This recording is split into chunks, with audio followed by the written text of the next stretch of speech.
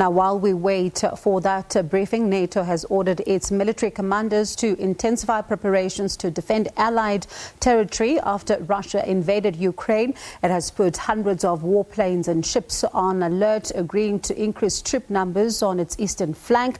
Now, NATO Secretary-General Jens Stoltenberg said he has convened a virtual emergency summit of the alliance's 30 nations tomorrow, which will include U.S. President Joe Biden, who are expecting to hear from in a short while. They will also be joined by leaders of Sweden, Finland, as well as European Union institutions. Let's have a conversation now with our correspondent, Rosie Birchard, who is in Brussels for us now. Rosie, one of the things that is, of course, going to be quite difficult for NATO to do is to find itself as to how much it goes in terms of support for Ukraine, because it's not a member, but it's also vowed to defend every inch of its territory should Russia attack a member country. What is the latest that we know in terms of support that it's given to the Ukraine?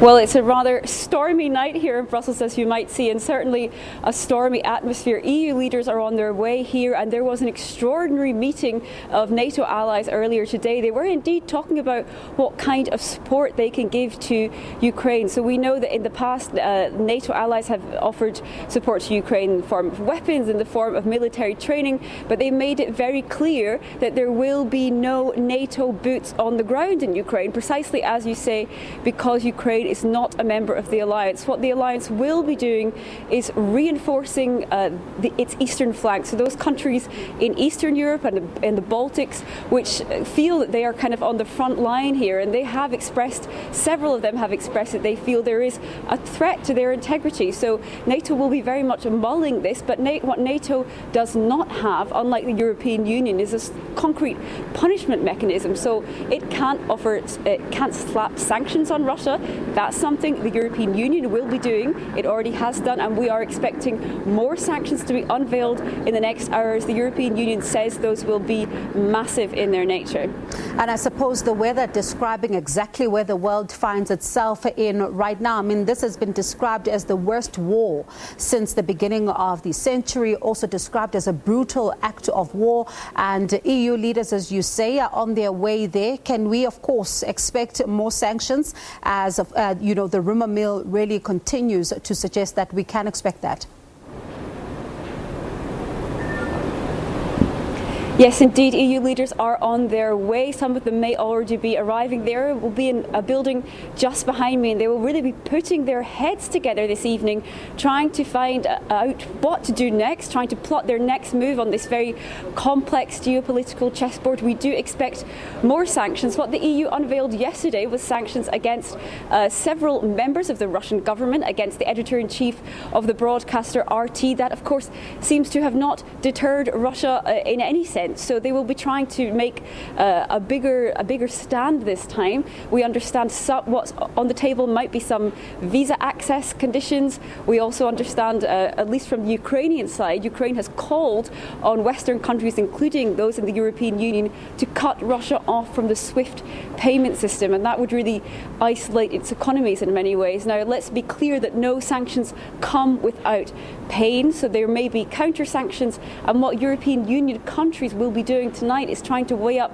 how much they can really bear in terms of counter sanctions that might come back from Russia. Remember, each of these 27 governments has their own industries, has their own key sectors of the economy that might be at stake. Remember, the European Union has also historically been dependent on Russia for energy, particularly gas.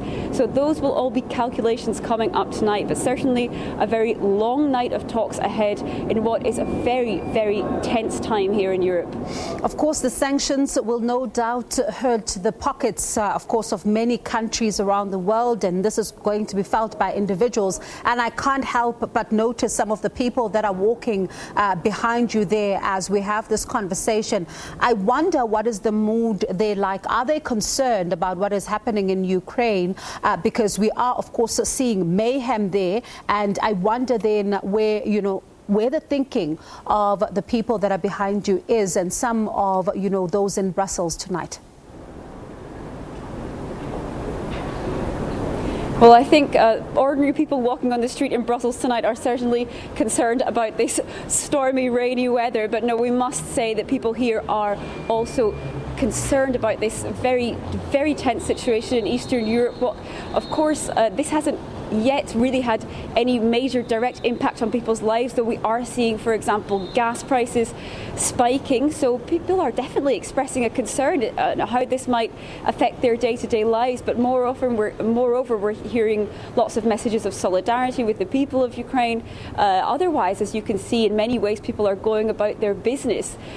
What is interesting is in these other buildings around me, we have EU officials. They are busy trying to plot the next move. They're busy drafting up sanctions, and you might be able to hear whistles behind me now. That's because the EU leaders are arriving as we speak. So certainly within those rooms, plenty of behind closed door discussions of a nature of really trying to work out what the Russian President Vladimir Putin's next move might be. And I think it would be a very brave analyst that would tell you what that is, because for now they simply don't know. They have been warning for weeks that an invasion was imminent, could be imminent, might be happening in the next few days, but it does seem that in many ways people were taken by surprise by the extremity of this, and EU leaders will therefore be trying to work out their move to reply to this in a way that they will see as commensurate with this move from Russia, which they describe as a blatant violation of international law and a brutal attack, something that